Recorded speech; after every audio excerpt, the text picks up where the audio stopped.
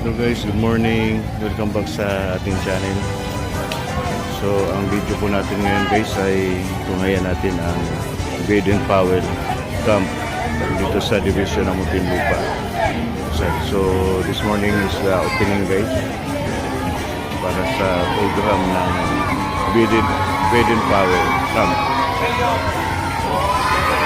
So, high school at saka elementary po guys. So, andito si Mayor Biazon kasama ngayon. Okay, so abangan natin guys ang mga sunod na mga kaganapan sa ating coverage ngayon sa ating video dito sa Baden Powell Camp.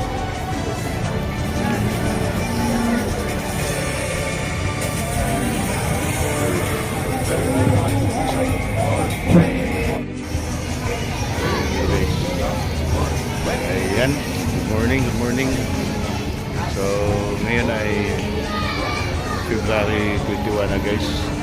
So, opening na ang Jamboree, Baden Powell Camp.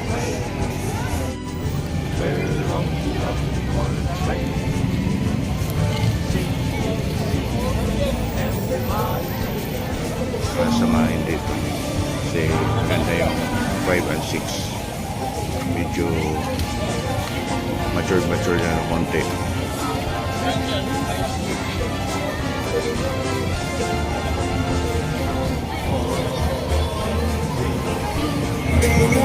Para po sa ating opening program, prayer po na pangungunahan ni Senior Scout Daniela Tejano, kasunod ng ating national anthem through audio-visual presentation, manunumpa sa katapatan ng watawat ng Pilipinas ni Scout Princess Moira Oliveros. Say, pangako at mataas ng kaso, pangako Fairly, conscious, kind, obedient, truthful, thrifty, brave, clean, reverent. Ready, front.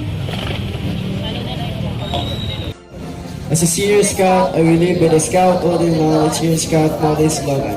I will be familiar with the Constitution of the Republic of the Philippines, especially my rights and obligations as a Filipino citizen. I will share my responsibilities of my home, school, church, neighborhood, community, and country. I will deal fairly and kindly to my fellow men in the spirit of Scout law. I will work to preserve our Filipino heritage, aware that the privileges I enjoy were won by hard work, sacrifice, clear thinking, and the faith of our forefathers. I will do everything in my power to pass on the better Philippines to the next generation. Ready, front. Our representing our SDS, Mang Vileta Gonzalez, Mang Rugay Olarte, our Chief SGOD. Good morning, everyone. At ang kapitan ng Barangay Buli, Kapitan Ron Gavilla. At ang representative naman ngayon ng ating Schools Division Superintendent, Ma'am Rugay Olarte. Ang ating po Regional Director, Sir Isidoro. Si Sir Austria. At ang ating po mga kasamang officials. At mga magulang na nandito kayo, magandang umaga sa inyo. At sa lahat ng mga scouters, magandang umaga sa inyo. Good morning. Sir, good morning sir. Iyon, parang wala kayo sa iisip siguro. Masabi ko lang sa inyo, nung ako rin ay nasa eskwelahan pa nag-aaral, ay scouter din ako. No, kaya napagdaanan ko rin yung pinagdaanan ninyo. At marami akong natutunan noon na hanggang ngayon ginagamit ko pa rin. No? Kaya ang atin pong pagsama sa scouting movement ay na isang napakahalagang bagay. Mga magulang, maraming salamat at sinuportahan niyo ang inyong mga anak sa pagsama sa scouting. Makakatiyak kayo na meron silang makukuha para po sila ay maging mga mabubuting mamamayan paglaki nila. Sabihin ko na sa inyo, isa na ako example doon. Kasi noong mga panahon na yun, siyempre sinuportahan ako ng parents ko na to join scouting activities. At personally, marami akong skills na natutunan. Pero pinaka-importante, yung character. Kanina kayo ay nanumpa, no? Meron kayong ginawa na panunumpa. At sa inyong panunumpa, may mga sinabi kayo na kayo ay magiging. Yan ay mga bagay na kailangan natin ilagay sa ating puso hanggang sa tayo ay tumanda. Sabi nga sa banal na aklat, teach a child in the way you want them to grow, And when they are old, they will not depart from it. So ngayon pa lamang mahalaga na tinuturuan natin ang mga kabataan tungkol sa disiplina, tungkol sa pagmamahal sa bayan, sa pagiging mapagkakatiwalaan, yung masipag, yung kumikilos pagka siya ay nasahang kumilos, at iba pang mga bagay. Mahalaga po yan. Kaya naman sa ating pagsuporta sa scouting movement dito sa Muntinlupa, ang tinitingnan natin yung kinabukasan. Dahil ang mga kabataang ito ang kumakatawan sa kinabukasan ng ating lungsod. Kung ang ating kabataan ay lalaki ng mga mabuting mamamayan, makakatiyak tayo na ang ating lungsod ay uunlad. Siyempre may kalaban tayo, yung masamang impluensya na nangyayari sa ating paligid. Lalong-lalo na sa panahon ng internet, ng social media. Mga magulang, matulungan natin na maproteksyonan ang ating mga kabataan mula sa masamang impluensya na nanggagaling sa internet at sa social media. At mga scouters, kailangan kayo rin mismo kukontrolin ninyo ang inyong sarili.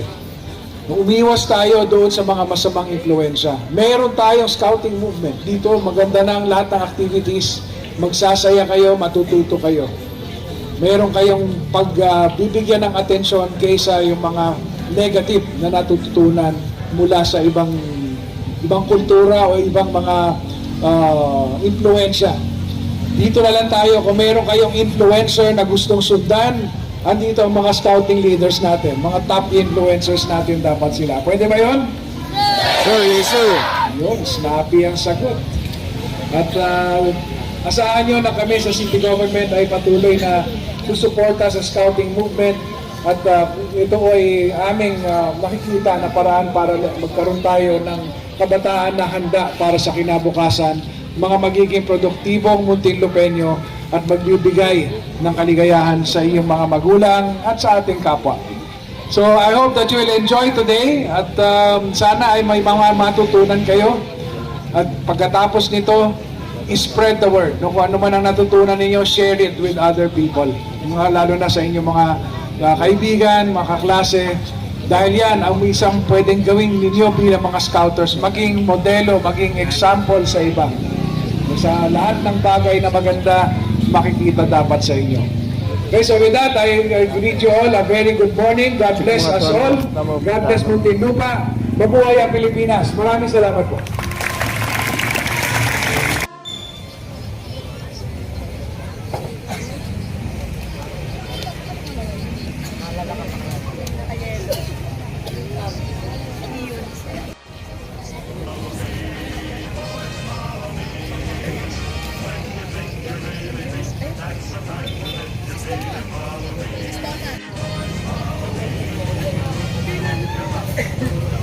Magandang araw po sa ating lahat. Ako po ay isang kaskap. Ako po ay bata pa. Ngunit mayroon po akong pangarap. Isang bayang ligtas, mapayapa at puno ng pag-asa. Ngayong araw po, kami ay narito upang ipakita ang aming tiwala sa isang leader na handang magsilbi para sa bayan.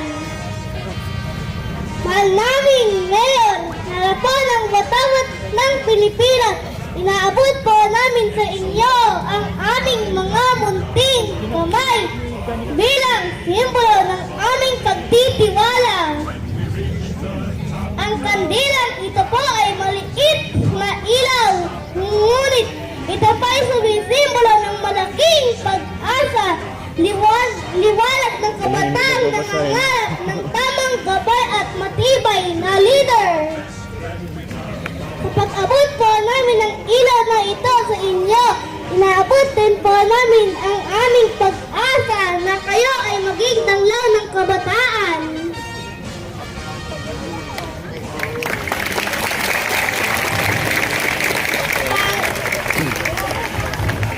Pangako po namin na kami ay susunod, maglilingkod at magmamahal sa bayan. Maraming salamat po, Mayor!